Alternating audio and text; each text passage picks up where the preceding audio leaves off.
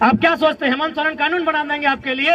आपकी जानकारी के लिए बता दें, हाल फिलहाल उनकी एक बहन का शादी हुआ है, टाटा ने 80 लाख खर्चा किया है।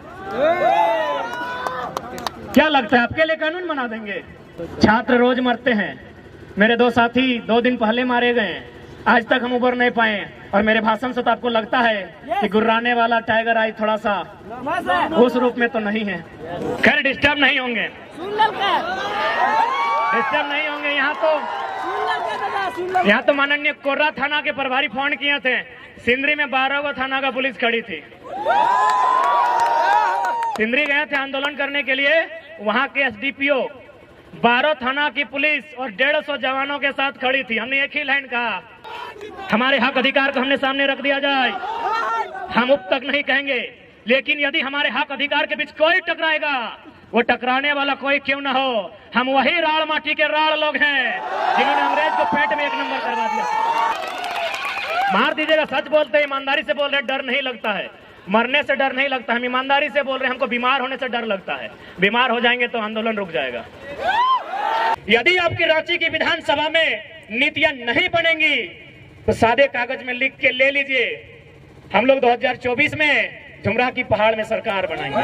तो बहाते हुए बोलते हैं कि लोग हमको मूर्ख मंत्री बोलता है, तो हम लोग प्रेस कॉन्फ्रेंस में बोले कि भाई उन्हें मूर्ख मंत्री क्यों ना बोला जाए, वही उत्तर दें। आज में एक पॉलिसी नहीं बनी है तो सवाल खड़ा होता है इस राज्य के तमाम आईएएस पर, क्योंकि आईएएस का काम होता है पॉलिसी बनाना। और आप अगर इस राज्य में 22 सालों के झारखंड में एक पॉलिसी नहीं बना पाए हैं तो सवाल तो होता है, भले आपको बुरा लगेगा कि आप लोग आईएएस है कि गधा है, भले बुरा लगेगा, लेकिन क्या करें, हम मजबूर हैं। हम टूटे हुए लोग, हम लोग जख्म खाए हुए लोग, अपने आंखों के सामने सपने को टूटते हुए देखने वाले लोग, आज मजबूरी में हमें इन शब्दों का प्रयोग करना पड़ रहा है कि आप आईएएस बन के आए हैं या आप लोग कोयला बालू चोरी करने आए हैं। एक नीति नहीं बन पाती है और बार बार आप दुहाई देते हैं झारखंड के लिए। क्यों अन्य राज्य नहीं है? कर्नाटक में भी, कर्नाटक भी राज्य है, वहां 7% रिजर्वेशन है 3rd और 4th में। तेलंगाना 371D के अनुसार राज्य की तमाम नौकरियां, जिस प्रकार हमारा यहाँ जब पीएससी 3rd और 4th छोड़ दीजिए, उसके अलावा जो राज्य स्तर के अधिकारी बनने की नौकरियां हैं तेलंगाना में, वो भी रिजर्व है। तो संविधान की आंखें केवल झारखंड के सामने आकर फट के क्यों रह जाती हैं? संविधान का तो मतलब होता है समजोड़ विधान, सम यानी समानता, विधान यानी नियम, यानी समानता का नियम सबके लिए हो।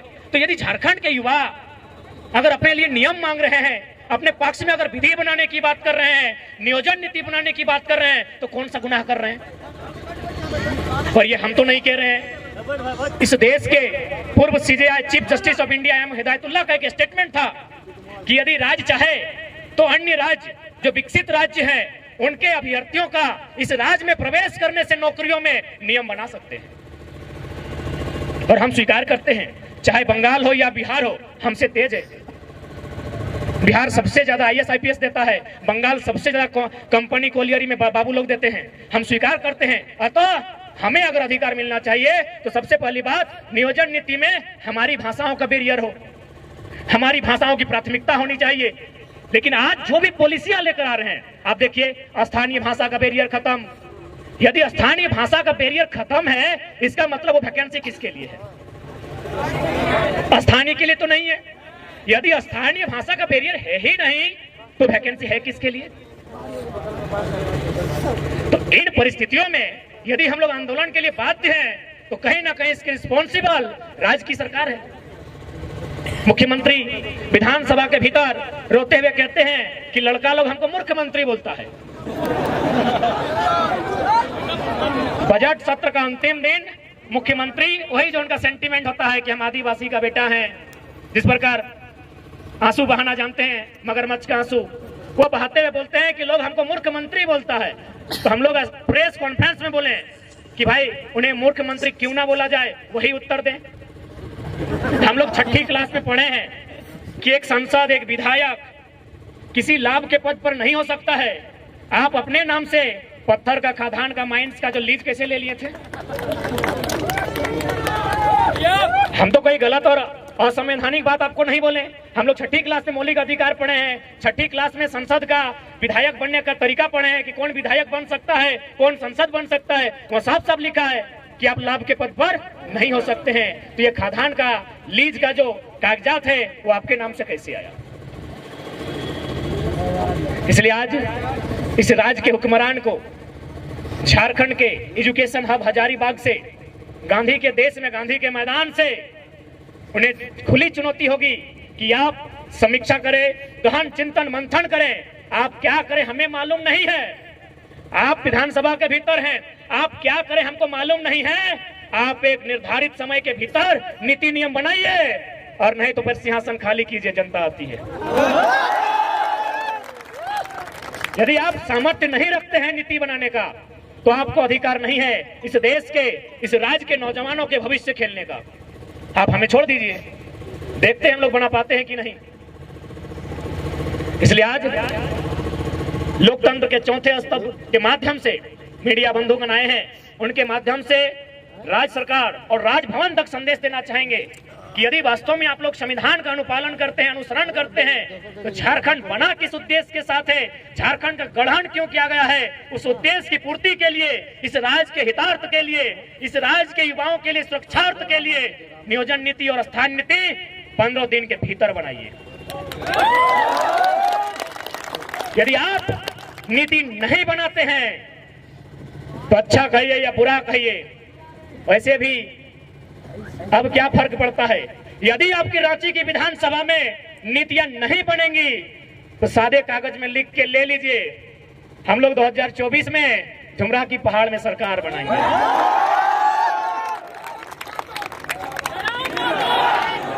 और यदि पढ़ने वाले छात्र हताशा में, निराशा में अगर इस तरह का रास्ता अगर चुन लेते हैं, तो इसकी जवाबदेही राज्य सरकार पर होगी। इसकी जवाबदेही हमारे जो कायदे कानून को संचालन करने वाले, विधि व्यवस्था को सुचारू रूप से संचालन करने वाले लोगों के ऊपर होगी कि आपने इस राज्य को कहां धकेला है। आज पढ़ने वाले नौजवान अगर इस तरह की भाषा का प्रयोग करते हैं, जिन्हें पढ़ना चाहिए था, आज वे इनकलाब करने आए हैं। ये गांधी मैदान जो शांति प्रेम का संदेश देता है, जो युवाओं को प्रेम करने के लिए आकर्षित करता है, वो प्रेम करके छोड़ के इनकलाब कर रहे हैं। यानी स्पष्ट है यह राज्य बहुत बड़े संकट में है। इस संकट का निवारण आज हमें और आपको करना होगा। यदि आज हम लोग इस संकट का निवारण नहीं करते हैं, तो आने वाले दिनों में इस राज्य में ऐसी ऐसी पॉलिसियां बनेंगी जिस राज्य से हमें बाहर कर दिया जाएगा। और ये कानून क्या उनका जिम्मा हमने लेके रखा है? आप देखिए, अब थोड़ा सा हम प्राइवेट सेक्टर में जाते हैं, या फिर थोड़ा सा हम लोग लोगों के लिए, बस मुट्ठी भर लोगों के लिए देश का कानून है। यदि आपको यकीन नहीं हो रहा है तो सीट बेल्ट बांधिएगा, अडानी साहब उड़ने वाले हैं। बस मुट्ठी भर लोगों के लिए कानून है इस देश में। आप क्या सोचते हैं हेमंत सोरेन कानून बना देंगे आपके लिए? आपकी जानकारी के लिए बता दें, हाल फिलहाल उनकी एक बहन का शादी हुआ है, टाटा ने 80 लाख खर्चा किया है।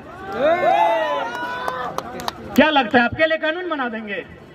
और मोदी साहब का कहिए मत, भले उनका अपना बेटा नहीं है, गोद लिया बेटा है, दुगो है। क्या लगता है छात्रों, आपके लिए कानून बना देंगे? क्या आप साइरस मिस्त्री हैं? आप साइरस मिस्त्री हैं क्या? साइरस मिस्त्री का नाम जानते हैं? सीएमडी, टाटा के पूर्व सीएमडी थे। पहले उनकी मौत के लिए हम नमन करते हैं, श्रद्धांजलि देते हैं। जब उनकी मौत हुई तो सरकार ने देखा कि कैसे मौत हुई, बोला पीछे बैठा था, सीट बेल्ट नहीं बांधा था। पीछे बैठा था, सीट बेल्ट नहीं बांधा था। अगला दिन कानून बन गया कि आगे छोड़िए, अब पीछे भी सीट बेल्ट बांधना होगा। क्यों? क्योंकि मरने वाला साइरस मिस्त्री था। छात्र रोज मरते हैं।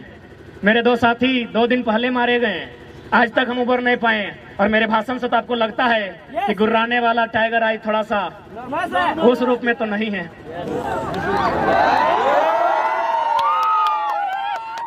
क्या कोई कानून बनेगा? उनकी घटना हुई है एनएच में, क्या एनएच कोई कानून बनाएगा? क्या पुलिया वहां बनेगी? क्या वहां बैरियर लगेगा? नहीं लगेगा, क्योंकि कॉर्पोरेट्स का ट्रैक्टर वहां दौड़ेगा।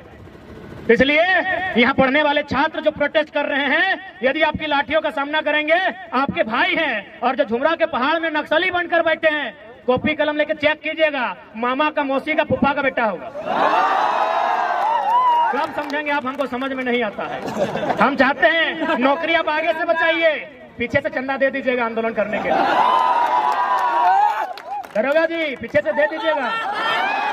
लड़ाई आपके बेटे के लिए है। हेमंत सोरेन आपका बेटा को दरोगा नहीं बनाएगा, उनको दरोगा हमारा आंदोलन बनाएगा। दरोगा जी से निवेदन होगा, डीएसपी भी आया तो सुन लीजिए, हेमंत सोरेन आपका बेटा को डीएसपी नहीं बनाएगा। जेपीएससी देखिए ना, 7 को हुआ है 22 साल में, बिहार में 68 को हुआ है। तो इसलिए आंदोलन ही आपका डीएसपी का बेटा को डीएसपी और दरोगा का बेटा को दरोगा बनाएगा। इसलिए आगे से नौकरी बचाइए, पीछे से आंदोलन का सपोर्ट कीजिए। यदि ज्यादा दिक्कत होगा, यदि ज्यादा हाथ पांव बंधा होगा तो कमजोर लाठी चलाइएगा, ऐसा मत चलाइएगा। और ऐसा चलाइएगा तो घायल मत कीजिएगा। हमें घायल होने से डर लगता है, मार दीजिएगा, डर नहीं लगता है। मार दीजिएगा, सच बोलते हैं, ईमानदारी से बोल रहे हैं, डर नहीं लगता है। मरने से डर नहीं लगता, हम ईमानदारी से बोल रहे हैं। हमको बीमार होने से डर लगता है, बीमार हो जाएंगे तो आंदोलन रुक जाएगा, मर जाएंगे तो आंदोलन दुगना रफ्तार से चलेगा। क्योंकि भगत सिंह ने भी कहा था कि मुझे फांसी ना दी जाए, भगत सिंह ने भी कहा था मुझे फांसी ना दी जाए, बल्कि मुझे किसी चौराहे पे खड़ा कर दिया जाए और गोलियों से भून दिया जाए। क्यों कहा था ऐसा पता है? ताकि मेरे बदन पर चलने वाली एक एक गोली को, मेरे शरीर से बहने वाले एक एक लहू के कतरे को देखकर नौजवानों में उबाल आए। इसलिए उन्होंने कहा था हमको फांसी नहीं दिया जाए, बंद कमरे में फांसी ना दिया जाए। यदि हम गुनहगार हैं तो बीच चौराहे में खड़ा कर दिया जाए और गोलियों से भून दिया जाए। आपसे भी वही कहेंगे।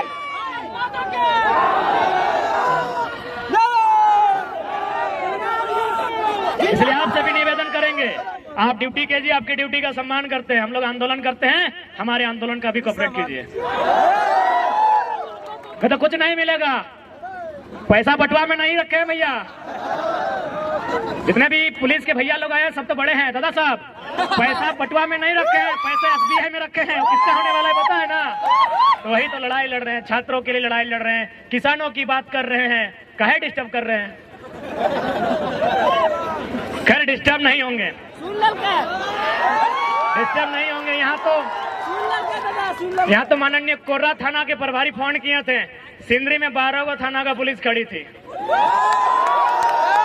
सिंदरी गए थे आंदोलन करने के लिए, वहां के एसडीपीओ 12 थाना की पुलिस और 150 जवानों के साथ खड़ी थी। हमने एक ही लाइन कहा कि डीएसपी साहब सामने आइए, अरेस्ट कर लीजिए, लेकिन उससे पहले एक लाइन बता दीजिए, ये जो जमीन अब खड़ा है, गांधी मैदान से दुगना जमीन था जहां सभा हो रही थी, बोले ये जमीन हमारे पुरखों की है और इस कंपनी ने 2 रुपया डिसमिल लिया है। क्या आपका बाप का जमीन लिया है?